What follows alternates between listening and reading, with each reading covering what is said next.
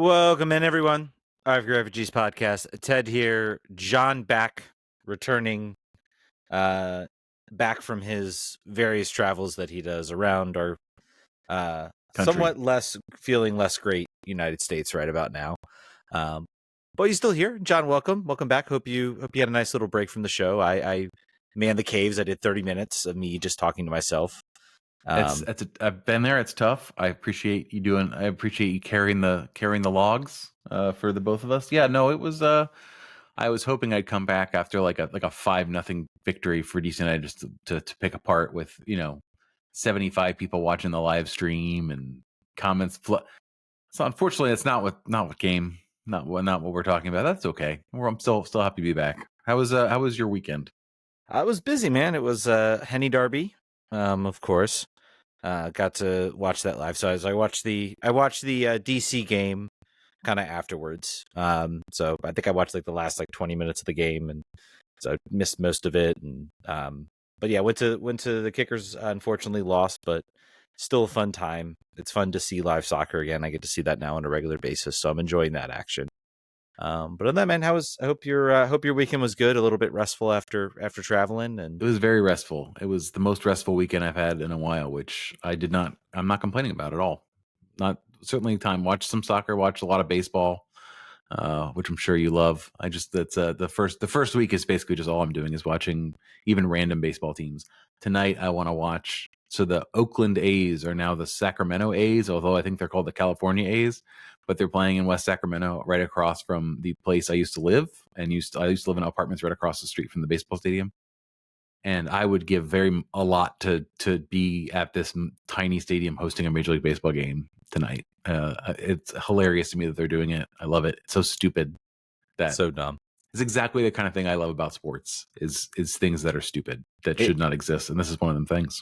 Is it akin to when DC United played 2 games, one of which at the during the 2018 season when they played at the unit, was it the Navy, the Navy Stadium? I was there. I was at that game because it was stupid. Yes, exactly, Ted. There are things I think I could write a short book about the things of sports that I love that are stupid. I love position players pitching because it's stupid.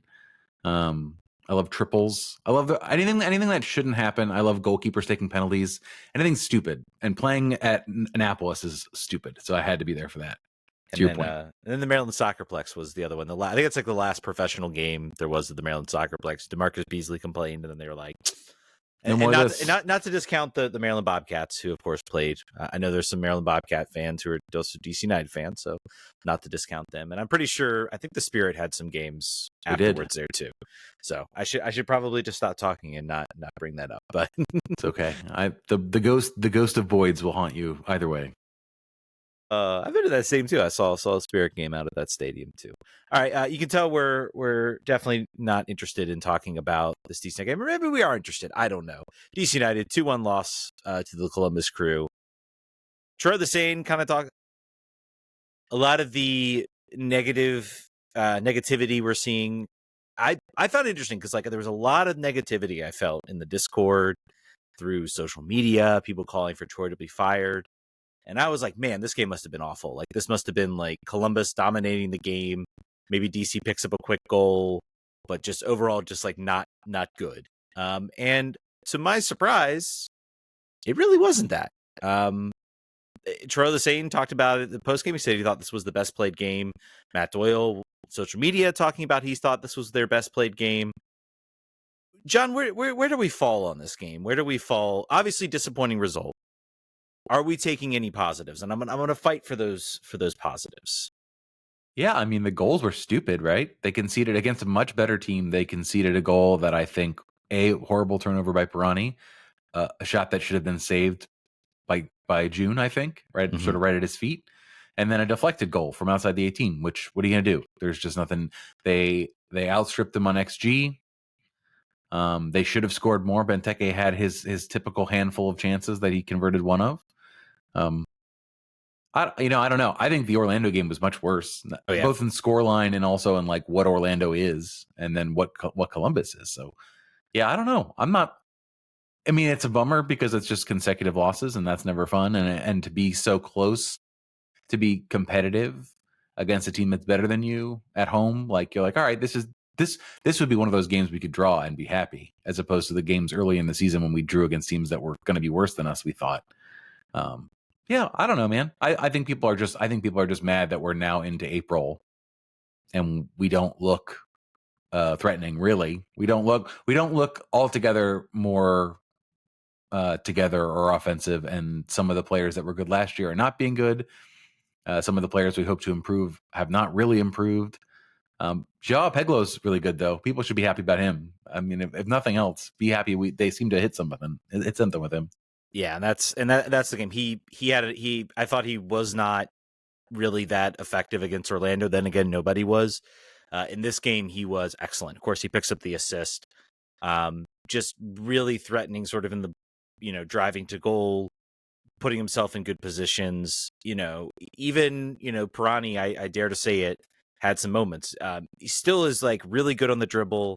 His back check, I felt, or I call it back check. That's hockey terms probably, but his sort of back press, losing the ball, winning the ball, I thought was pretty effective. Again, it is just the chance creation remains like this, like the most important aspect of his role is a number 10 and it just isn't there. I think he had one sort of pass where he tried to sort of pick out Benteke, and there's just, I don't know, man. It's like watching, like you go out and you watch like Croy Bethune out there for the Washington Spirit. There are players that just have this it factor where they can have players kind of collapse on them, and they're still managed to just find that little window of space before they that timing before the collapse, and then they can play a ball out. And because they've allowed the defense to collapse, there's a wide open attacker and the goal is scored. We watched Corey Bethune do that time and time and time again for the Spirit last year. And I look at Pirani and I see sort of the similar mindset of like he dribbles the ball, he gets it into space, defenders collapse on him, and that just one pass either just takes that deflection, the one shot he maybe takes a deflection, and it just isn't there. So that's the one disappointment of the game. My other one call out, I will call out, obviously goal was unfortunate, but Kim Chung-hung came in and made some really nice saves, some real big time saves for this team. If he doesn't give up that goal, I think we are talking about a very, very good performance from him. And dude's still rocking that shoulder injury. I think he is possibly maybe a little more hurt than maybe he's letting on, and just kind of fighting through it. I think he came through like sort of a routine catch, kind of fell to the ground, and then was very clearly like wincing at his shoulder. So that injury is maybe bothering him. Don't play through this, June. It's not worth it. Seriously, don't. Like I think go get healthy. There's not really any point that's a struggle, right? With goalkeepers that are young, particularly, like obviously talented, right? The shot stopping is there, but like, goalkeeper, I feel like the most valuable commodity for a goalkeeper, like the first thing is do no harm.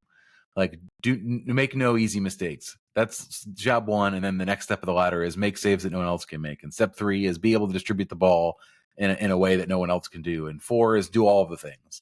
And like, he skipped a step. I think there have been probably not all of them. Certainly, I would say he's probably conceded. If you look at his stats, like on the year, as expected goals conceded and sort of where that nets. 69 percentile in goals conceded. I'm just trying to see the expected goals versus goals conceded. He is in the 4th percentile of the league. So 96% of goalkeepers have conceded less goals, and these stats are too small. Never mind. It's trying. You're gonna struggle to find, and again, goalkeeper, the analytics on goalkeepers, as I've talked about, is an extremely difficult thing to try to quantify. I think it's a situation too. Goalkeeper is kind of the one position where you lose that spot, you've kind of lost it for a while, unless there's like another injury that happens. It's akin to like the quarterback position in the NFL, where if you lose your starting role, it is infinitely harder to kind of regain that back. It's not like a position on the field where you lose your starting role and then you'll get substitute appearances, a chance to kind of earn your way sort of back into that roster. So I think it is maybe a case of like, I'm hurt. I can kind of play through this. And I don't want to give up my spot, because if I lose my spot, then one of these other kind of more older and experienced goalkeepers might have a good game, and then I'm stuck on the bench here for the rest of the game. So it's definitely goalkeeping's a different animal than sort of a lot of those moments. I think those games will come. I would also argue you're starting a 21-year-old goalkeeper, you're going to expect some imperfections. I would say from what I've seen so far, he's kind of maybe right at the level of what Alex Bono was last year. Makes some great saves, then doesn't really do some good things. So, but I would much rather have a goalkeeper at the level of an Alex Bono at 21 than an Alex Bono at the age of 29 or 30. Yeah. Kim Jung-gong is going to be a project. Definitely through sort of the next season. I think this was maybe, other than that goal, kind of his first sort of strong game as far as making saves, keeping the team alive. You have to hope that as he gets more experience, those types of things start to come. Let's give Ryo77. We kind of talked some about some of the positives. Says, in my opinion, we looked much better in the losing effort against the Crew than against Orlando. It's pretty easy to say so. What positives did you take away from this game? I want to talk about Matty Patola. I thought Matty Patola was really good. A little more controlled, I think, in sort of his pressing. I think the biggest thing about Borussia, I think Borussia can be extremely effective, but he is very much a kind of, he really will commit kind of like the Red Bull type press, where we see Matty, I think, do a better job of sort of checking back, interrupting play. The amount of passive instances we've seen when this team gives up goals was not there in this game. They made it much more difficult, sort of once the Crew got the ball into that final third, to sort of give them clear opportunities or clear chances. They were there, and Kim Jong-un made some saves, but it felt like the team was much more committed to, pressing. They knew who to mark, they knew where to mark, and I thought that was much, much improved from this game. Any other positives you had? I'm glad that Dotson came in and did not look really super out of place. Herrera getting injured in the 33rd minute is historically the last thing I want to see for a DC United team. But I would also say that Herrera has not been integral to the offense so far this season. So I don't think we're likely to see if Herrera of last year being the sole focal point of wide play was hurt. Yeah, then it would be a game over. The only thing worse would be Benteke not being able to play. But hopefully, whatever the injury was, I don't know. I have not seen anything on it yet. It was minor. I still would like him to play, but Dotson stepped in and did well. Yeah, I think it's a case of he's too important. And I think it's good to see that you have a capable, really a very capable backup in Derek Dotson, guy you can step in. I thought he looked very strong in this game. Crashing. I think he played a really, really excellent ball in the box over to Benteke, who had a sort of a mid-angle shot. And there were a couple moments in this game. I think another moment that stands out for me too was Peglo was sort of driving into the box, made a great run. I forget who played him the ball, but it was sort of a great pass. Might have even been a switch over the top. I'd have to go back and look and see who played that pass, but it was a really nice pass over the top. Peglo's in on goal and just can't quite sort of wrap that ball around the net. And Jared Stroud was sort of streaking there. If he sees him and kind of plays a sort of, hard pass, Jared Stroud has potentially a wide open chance at goal. And so that's kind of the story. I guess if you want to look at the negative, is this team did a really good job of moving the ball through the midfield, getting it into good opportunities, getting it into scoring at chances. The finishing just was not there. There was Peglo's chance. Benteke, you said, had a couple chances.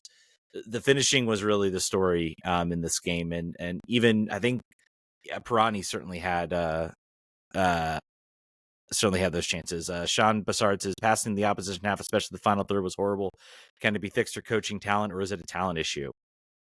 Good question. And we'll get into this to a minute. I think there's everybody kind of looks for the coach, looks for the scapegoat. Well, let me get your thoughts. What are your thoughts on that question? I'm curious to what your thoughts are. I think it's tough. I think it is not a coaching issue. I think it's a talent issue. That's sort of my guess on offense. For whatever reason, in my mind, and I don't know if it's fair or not, I feel like the creativity inherent in scoring a soccer ball into the goal has a lot more to do with individuality and sort of skill and creativity and vision and whatever. And defense is about not those things. It's about reactivity and drilling and preparation and physicality. So like one that defense always seems like something to me you can coach, you can instruct players of varying quality to do a decent job, but you can't make someone be creative. You can't make Prani be a good number 10. Yeah. Because you coach him well. It's talent. I mean, I think that's the way to say it. And I think you can look at how this game evolved, how the team came out, responded, from a disappointing, 4-1 result. I think that was kind of maybe a wake-up call. And I think the question was, how would this team respond? And what this game shows me from Troy's perspective is the team is listening to him. They're going out, they're responding. And he is putting them in positions to be successful in this game. They had game planned this well.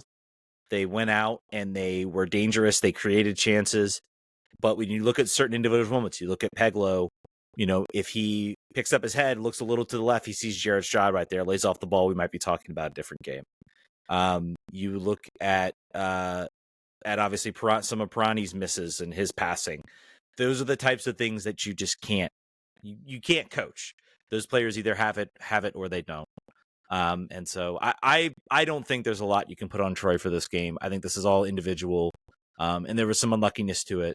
And just some general changes. So we'll see if they can continue to recognize that and build on it. I think they've got a winnable game against San Jose. Is it a coaching issue is going to be the theme for a lot of the questions we have on the rundown. Yeah.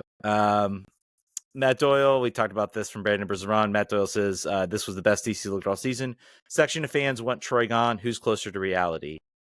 Closer to reality is a very loaded question in that. I would say if he asked what do we think that was the best we've looked all season? I think if you factor in the opponent, yes, then yes. That's what I think. I think we've had spurts of better offense, better creativity, obviously throughout the season, but this was in totality against a good opponent the best we've done. And the goals, like we said, we conceded were dumb. Well, let's address this. Let's address this question, because I think there is a section of the fan base that is after Troy. I want to get your thoughts. I've been preparing a whole speech, and so I want you to get your point out. I'm trying to work on this. I'm trying to work on letting you talk more because I feel like I don't. I don't think anyone's complaining about that, Ted. I don't think by the way, make sure you're leaving a review if you listen to the show. Let's leave a review on iTunes or Spotify. If it's let John talk more, then put that in there. I don't think that's going to be your pushback, but if it is, write it down. All right. So what do I think about that?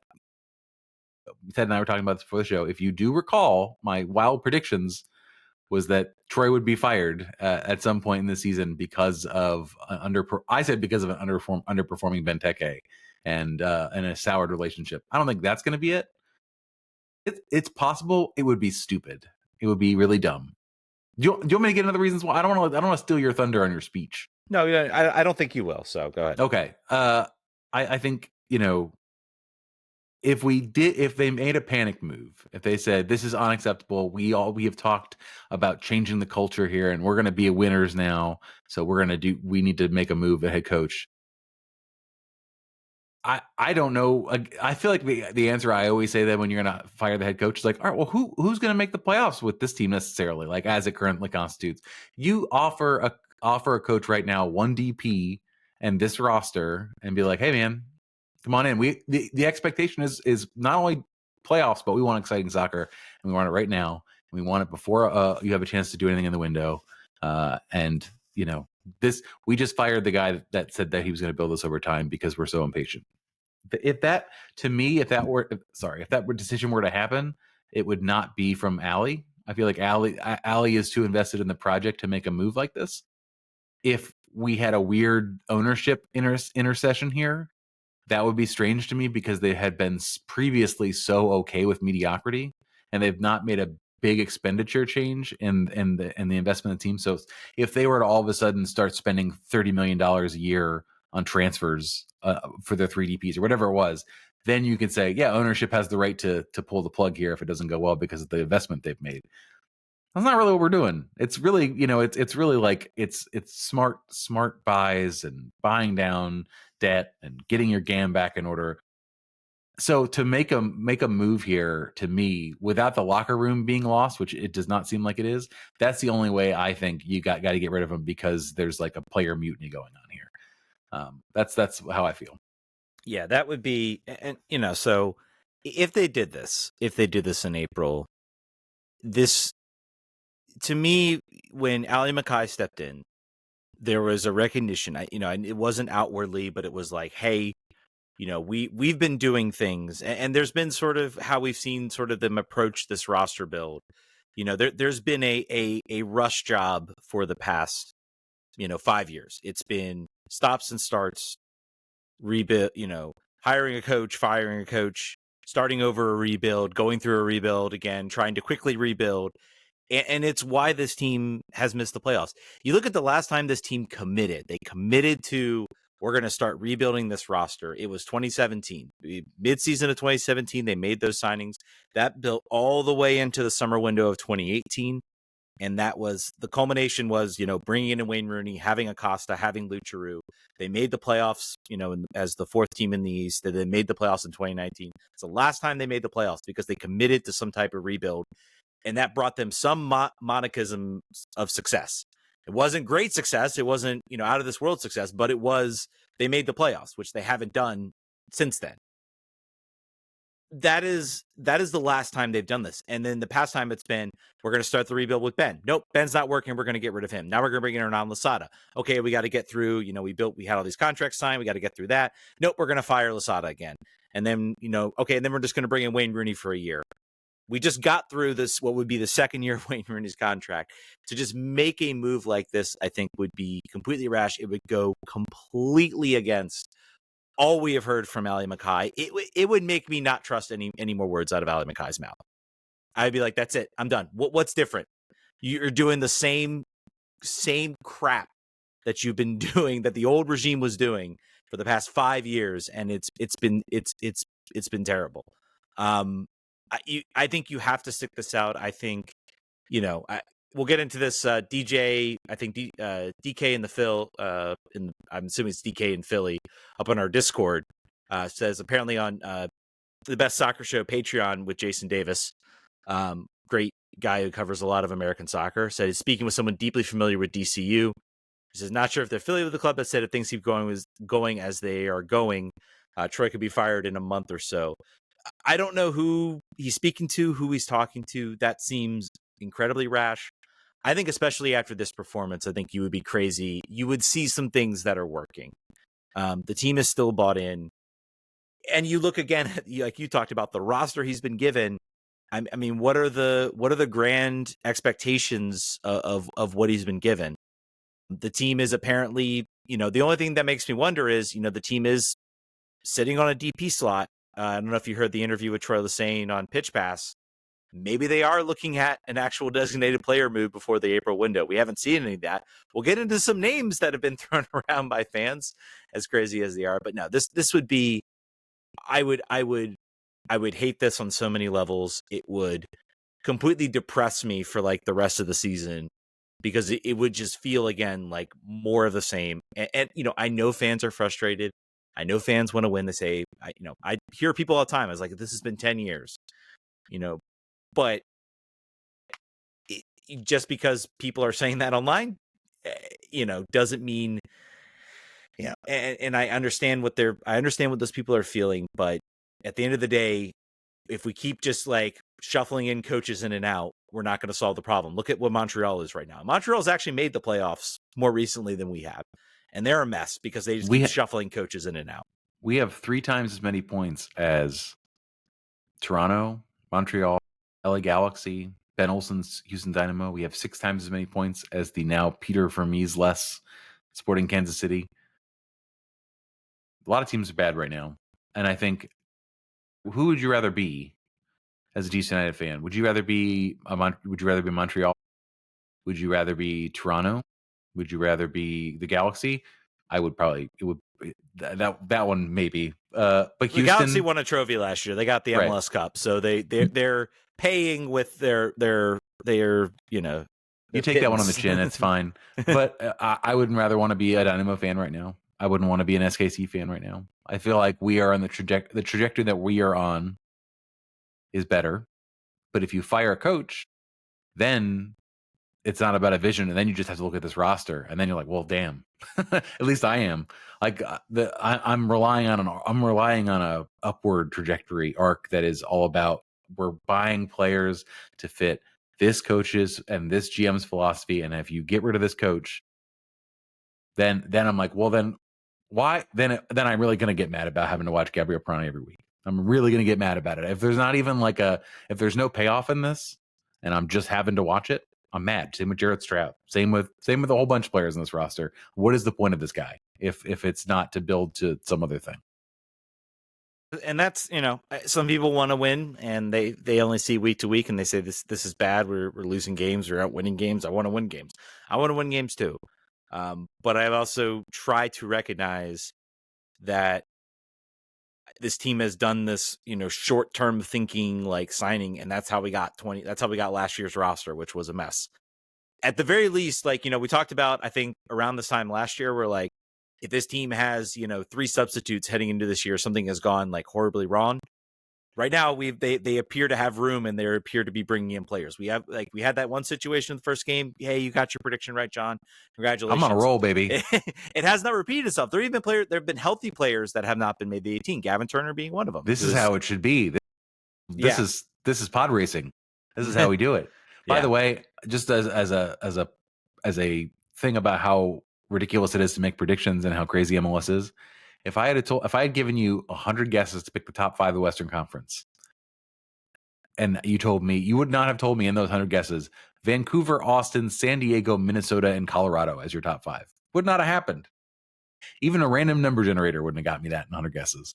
Especially with Vancouver being in the Champions League, playing 2 games a week. Yeah, so wild stuff, and without Ryan Gauld, and losing Ryan Gauld. So yeah, they're like, no problem, it's fine, we got this. Although they're slowing down a little bit, but how about that? I love, it drives me crazy when expansion teams are good. It just drives me crazy. I mean, they've got the extra juice, but historically, as a longtime MLS fan, we expect them to suck really bad when they come into the league. That's St. Louis broke the meta here, I think, 2 years ago, and now we're doomed. Well, MLS, I think, is one of these leagues where I think because of the international market, they get a benefit. I mean, of the hit rates, there have been some bad expansion teams. The teams that go big are the ones who tend to be, the more successful, I guess. You look at Seattle, their expansion year was really good. They had a really strong foundation. There's still the bad ones. Minnesota struggled for a while. I'm trying to think of some other Inter Miami cheated and had to. Inter Miami were really bad, and just basically trying to figure out whenever Messi came. So yeah, it's always a mixed bag with expansion. I think the international market gives you opportunities. The days where they're building through the college draft are gone. And that was a part of it. Yeah. All right, we got always RJN with RJN DC with the big amount of questions. He helps us.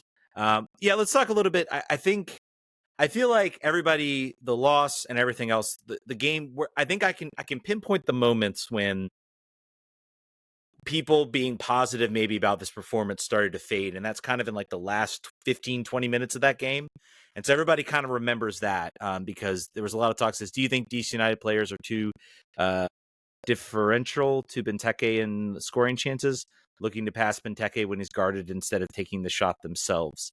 I see plenty of shots they take themselves when Benteke is guarded and not guarded, and they typically go over the crossbar. Yeah. I think there were some, I talked about Peglo's moment. I think Pirani at least had a couple chances that were blocked, and I think he may have even gotten a chance on goal. I think what you have to look at with this is I think you're getting late into games, and I think this is the one thing the team has kind of taken rolling the dice on some depth. They have the bodies there. I think it's a matter of they're trying to see if maybe they can get one or two of these guys to maybe become more consistent, depth options. Jacob Murrell showed up with a lot of fanfare. Everybody was talking about Jacob Murrell, going to the starting lineup and Jared Stroud being off the bench. Jacob Murrell has had two or three sub opportunities and has done very, very little with that. Really, I hope he does not. I hope he doesn't Eric Sorga it here and having one really amazing goal that everyone talks about and then just go silent for the rest of the year. Yeah, well, even Eric Sorga's goal wasn't that just like a really weird deflection? It beat the Red Bulls. I remember. Like I don't remember him having like any sort of. It wasn't a bike. It wasn't a goal of the week nominee. But I just remember that it was like the crescendo of the start Eric Sorga movement, and then we know how that ended. And we should be fair. I think the substitution, the Herrera substitution, I think possibly threw a wrench in maybe seeing some of these other players. I recall they really didn't. They threw out Dotson, and they really didn't have a lot of other players that they were that they really put out there. The subs, of course, were Dorsey, now Jacob Murrell, and Dominic Badji. Badji getting a lot of hate. I really didn't see. I thought Badji, when he came in, I thought things started to look a little bit better. They had sort of another option, another player kind of making the run. But a lot of other players didn't sort of make the roster. I think the Dotson substitute in kind of threw a little bit of a wrench into some of that. So I think it's a case of when they start to sub out some of those attacking players, I think Benteke kind of becomes the best option. They're in desperation mode. So you're going to, lug a bunch of balls into the box and try to do that. I think if you watch the first half, I would say Benteke is going to get the majority of those chances because he is the DP striker. But I would say like you add up everybody else's shots, and I think you would find a mostly, maybe either 60-40 or 50-50 split based on what I recall from that game. So it's still a lot of Benteke, but there is some. They are trying to fan it out a little bit as far as that goes. So, anything else you want to add to that, or? All right, another good question. I think we want to talk about how much longer do you think Pirani is given before try something else in the middle of the formation? Is Randall Leal magically not made of has his thigh muscle weaved back together? It is not. It is still recovering. So the answer is he's not going anywhere. Is my answer. He was upgraded to questionable. He's in training. Yeah, he's in training. He was updated to questionable. Karamoko has also been updated to questionable. So we got some players coming back. He's another kind of attacker who I think we haven't really seen yet. Who Mackay was really high. Boot? Yeah, who I think Mackay was really high on to start the year. I don't want to say starting. I think Pirani will start through the rest of April. I think you're going to start to see him be first off if Leal becomes healthy, and I think he's the answer. And a lot of people everybody is suggesting, we talked about this earlier, everybody's suggesting, switch, do this move and move, move players around, or, move Kojima up to like the right side and then put Stroud on the bench and, or put Kojima in the middle. It's not going to work the way you guys think it's going to work. I really don't think. I think we saw a lot of Kojima kind of higher up the field. I do not think he was as effective. And even in this game, he has a 6.0 from FootMob. I don't know if I agree with that. I thought he was. I thought higher than that. I thought better than that. Better than a 6.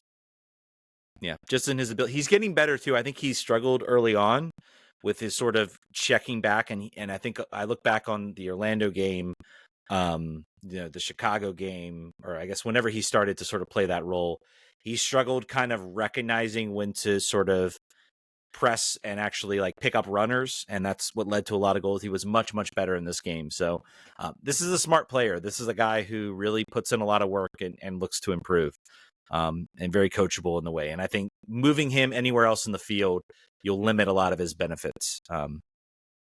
I always get struck by looking at this roster, like objectively, like taking a step back and like just 30,000 foot read the names on this roster. And you're wondering why we don't have like a attacking edge or somebody that can come or like it just isn't there. It is not there. If you just read the names in the midfield and the forwards,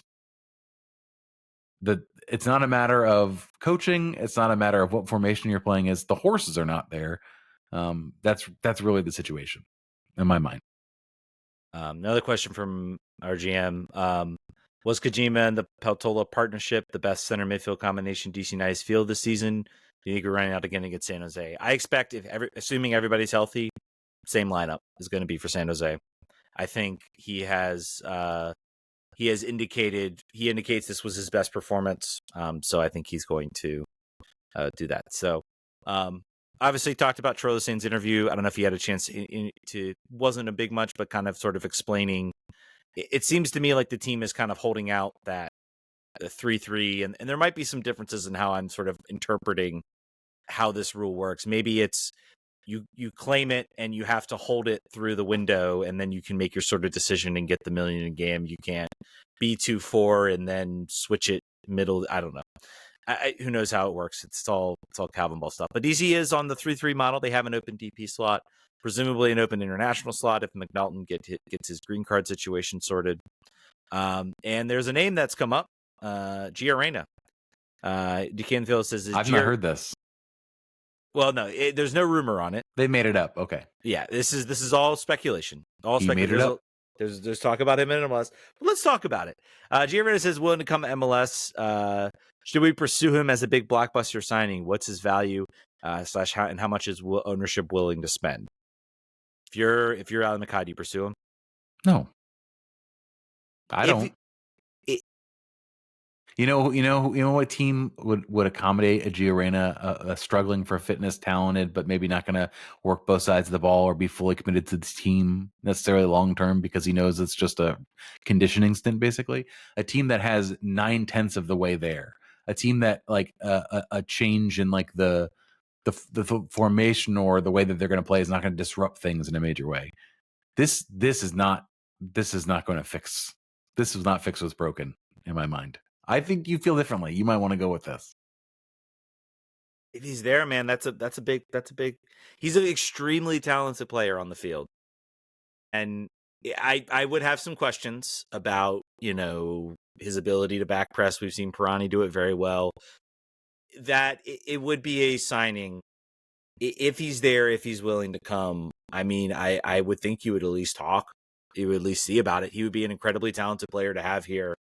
You're trying to get the most out of Benteke for a year, and maybe you're setting yourself up. I think you do it if you are not confident you are going to be able to bring in a number 10 or like a big time attacking player, and there's no one else on the roster and he is there. I think you make a move for it. I do think they have someone in mind. I think that's why they got the extra international slot. I think it sounds like from what Troy Lissane is talking about, like there are moves that they are looking to make, and they're always looking to make them. They're not sure if it's going to happen, by April. We'll see. You're seeing a lot of players from Europe now starting to trigger. I think Seattle just signed one. I think there was another one that was just signed. We're getting more towards like the end of the European season. Cup runs are over. Teams are kind of set, maybe in that mid-table. They're not really going to go up very high. They're not really going to go down very high. And now they're looking maybe to get a jump start on next year. And so they're looking to maybe sell assets. So this is kind of like the little mini sort of lull in the window where maybe they're looking to offload players. So we'll see. I mean, Gio Reyna, Dortmund have made no minds about him, wanting him to leave. I still think the destination, I could see him going to LA. I could see them putting him in LA for like a loan or like a quick like 6-month contract or something like that, or even a year contract where he comes to LA, he fills sort of Ricky Puig's spot. If Ricky Puig goes like on a season-ending injury list. I believe on SoccerWise they're also talking about Chicago, which would be wild to see that happen with Greg Berhalter as coach. The Neymar reheated rumor. I saw Antoine Griezmann to LAFC was the rumor I saw. Yeah. I don't know how they fit that one under. I don't know if that's a 3-3. That's a 6 DP 3. What they have with the no goal scoring Olivier Giroud and anyway. Yeah, I mean we'll see. I don't know if we'll hear any rumors coming. I don't know how close they are. I expect by the summer this team is going to have a DP though on their roster. How Based on this team and who they've signed so far, and who the coach is, who the GM is, and they're looking for an impact player. When they name this player, will you A, ever have heard of them, or B, ever have seen them play without having to resort to CONCACAF, or not CONCACAF, UEFA Conference League highlights from? Do you think it'll be a player that anyone on the Discord has ever heard of before when we sign them to a DB contract? Here's my thing. I think if he comes in April, it may be something internal within the league. It may be some type of either Julian big Gressel. I mean, I'm kind of wondering what is Carlos Gill feeling about in New England right now? Is he really like on board with what's happening, like kind of the mess surrounding Bruce Arena, everything like that? A Derek Dotson, or not Derek Dotson, Hazani Dotson over in Dotson overload in Minnesota United. I think if it's that type of player, it'll be a player that is relatively well known amongst MLS fans. I think if it waits till the summer, I think it will be a player outside the league. I will make a prediction that it will be a player where we will have a full set of FBref stats that we can digest. It will not be from a league. It'll not be from a league where that is not possible, like we had this year, where we were like literally guessing with. Dream big, boys. Dream big.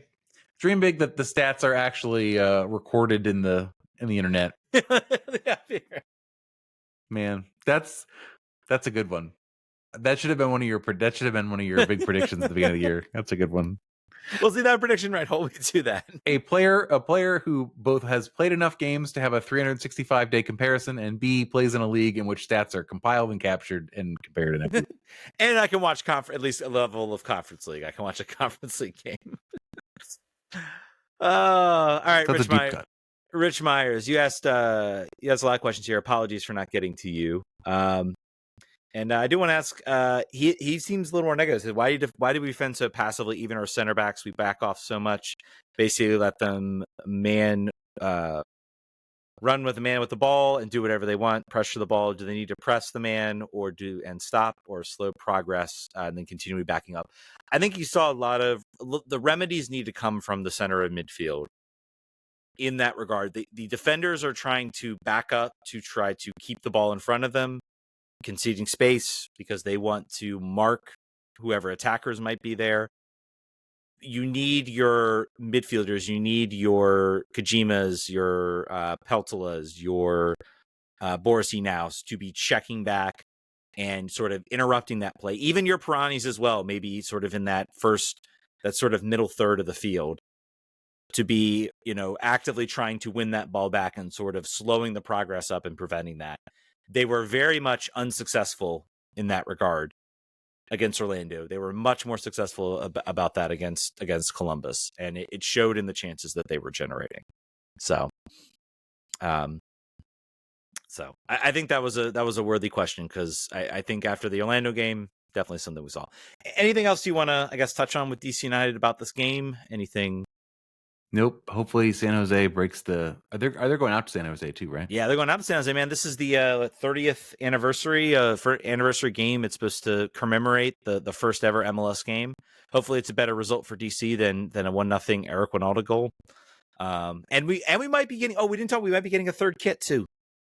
There's going to be everyone is, right? Yeah, is it going to be revealed at this game? Like, I read something like that this is going to be like launched because it's like the third kit. I hope so the rumor on footy headlines is that it's all white. No, I know everybody's talking. Everybody has the memories of the 2019 away kit. Like sits over off screen in a hanger in a shelf thing. I can't believe you actually bought that one, man. I had no intentions of buying that kit. Which one? Sorry, not 2019. Red. I've got the red Dwayne De Rosario up. Oh, the red. Yes, obviously the away kit. I'm wondering, like, if this kit is actually going to be launched next Sunday, and they're trying to like pay homage to like the end years. I wonder if it'll be like, if it is like the white kit with like the black, like some homage with like the 3 black stripes. man, dude, that kit will I'd mash that. fly off the shelves. Fly off the shelves. We'll see what it is. But exciting news about the team potentially getting a third kit. And game against San Jose, old coach Bruce Arena. Weird, like how everything kind of comes full circle with Bruce Arena coaching San Jose and then also playing in this 30th minute game. What's your prediction for this game? Go ahead and give me one.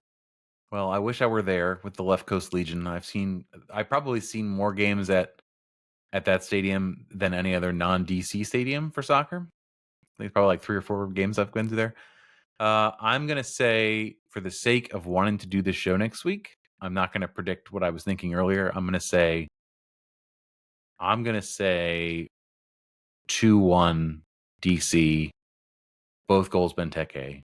In my mind, it was 1-1, but I wanted to be more excited about it. That's so 2-1 is my. I'm going 2-2. It's a rare where I'm less positive than you are. Right. This is weird with the show. The meta is broken if Ted is being more negative than I am. I'm going to say Benteke goal. I'm going to say Pirani gets a goal. Why not? I think he. All right. Crazy now. Now you're just messing with me. All right. That'll do it. Let's talk some Washington Spirit. 2-0 win over Bay FC. Probably the running story for the team was Hal Hirschfeld out with an ankle injury. Paige Mateer out.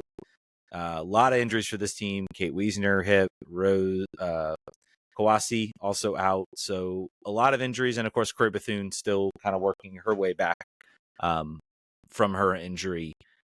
But they come out and looked very, very good in this first half. Very quick, dominating possession.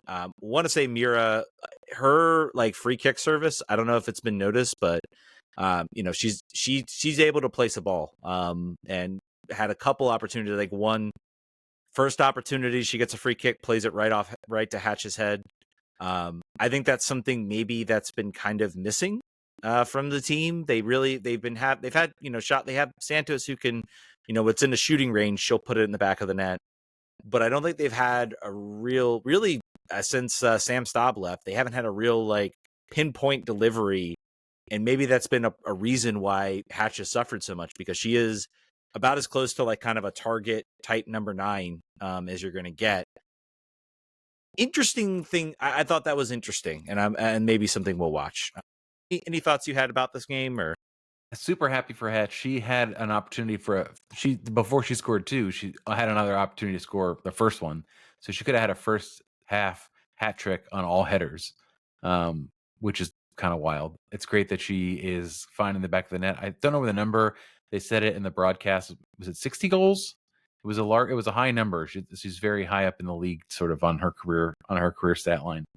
I think Bay FC still figuring itself out. Had a run last season towards the end, got themselves in the playoffs. Obviously, if you recall, lost to the Spirit in penalties. I believe, was it penalties or extra time? It was penalties. They're still working their way back. I was surprised. The lineup kind of surprised me for Bay. I don't necessarily think that they were playing. I don't know if they're on short rest or what it is. I guess with Friday they might be on a bit of a short rest, but I thought they could have put out a little bit more offensive lineup out there. The big takeaway for me, it was a quote afterwards. It was a Trinity Rodman quote. I don't know if you saw this. Basically, it was like, "I'm going to be in pain forever. My back is never going to be the way it was when I was a rookie. I'm not that Trinity anymore. I have to be a different Trinity." I thought that was notable, particularly as a player who is seeking a new contract with the Spirit, and hopefully the richest contract in NWSL history so far. To basically admit, like, I don't know what I can be. I've been hurt. I'm not there. If you watch her right now, this was her first start of the season. She's not flying on all cylinders yet. I don't think she's clicking all the way. The instinct is there. I think like the speed is not there at the moment, and certainly not being clinical yet. And also the team is sort of playing differently at the moment too, I think, with that in mind.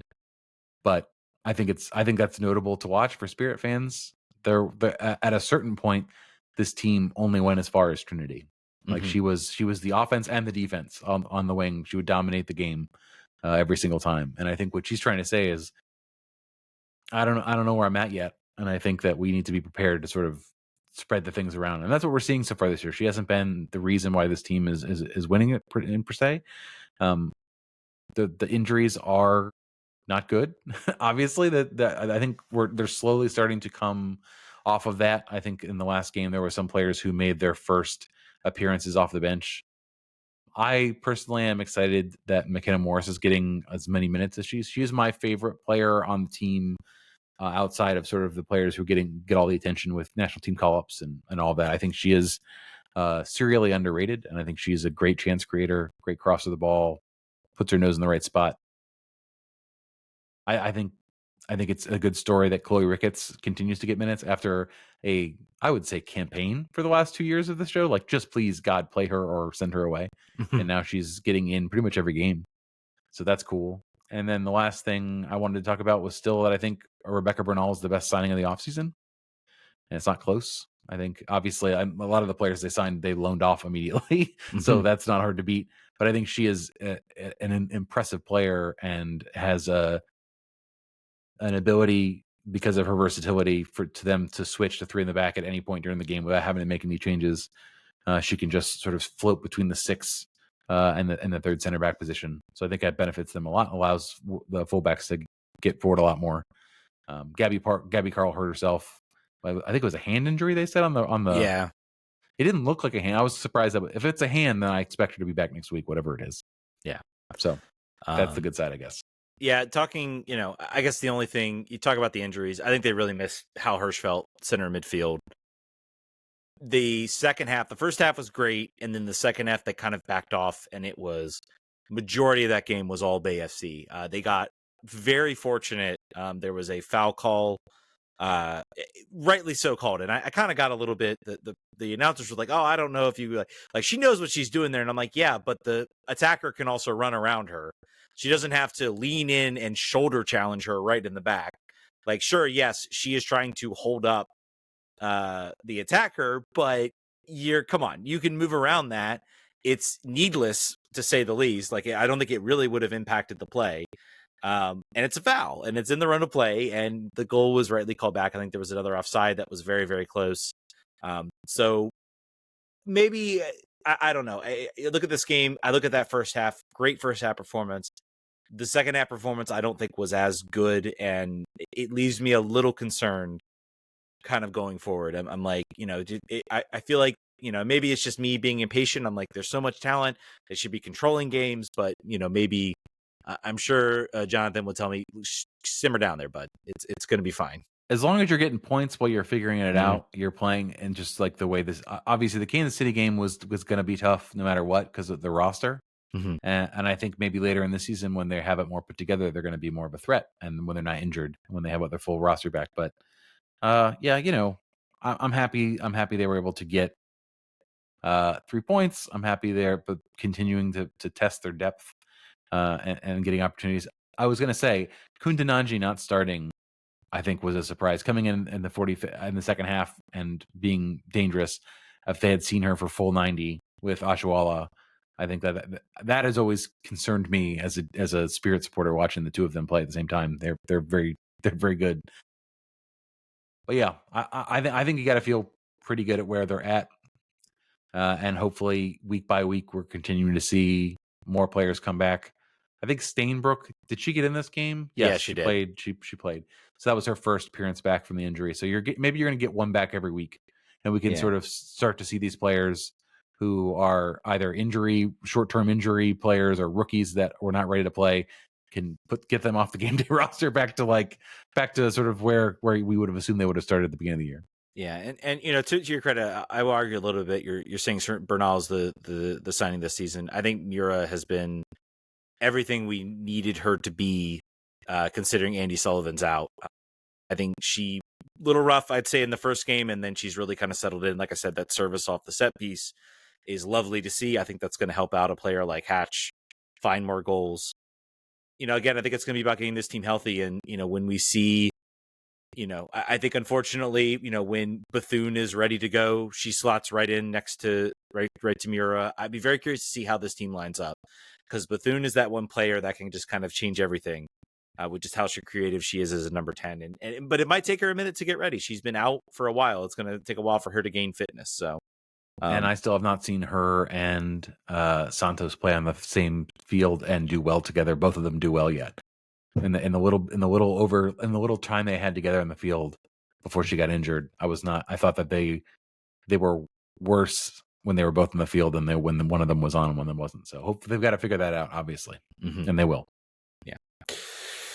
And there's also small call out to Kingsbury had some really, really impressive saves. I think that's a reason this game was a shutout. Mostly the fortuitous VAR call review, helped, but Kingsbury had some really, really impressive saves. So, all right, I think that's gonna do it, y'all. Thank you guys so much for listening. You guys are incredible with the questions, everything you guys do to support us. And hopefully we'll have some very positive things to talk about. The Spirit, who did they play next? Look, is it the international break? Are they not? It is international break. Yeah, so they are not playing next week. So DC United After Dark is all we got. Yeah, well, at 5 p.m. Is it? Oh, it's not After Dark. Damn. Yeah, it's Sunday at 5 p.m. Yeah, it's a Sunday night. I think it's a Sunday night soccer game, or it's one of the two. That'll be our only one if it is that. Yeah, it is. Honestly, we had one, so that's it. That'll be the one. That'll be the one. All right, folks, that's gonna do it. Thank you guys so much for listening. We'll catch you guys next week. Vamos.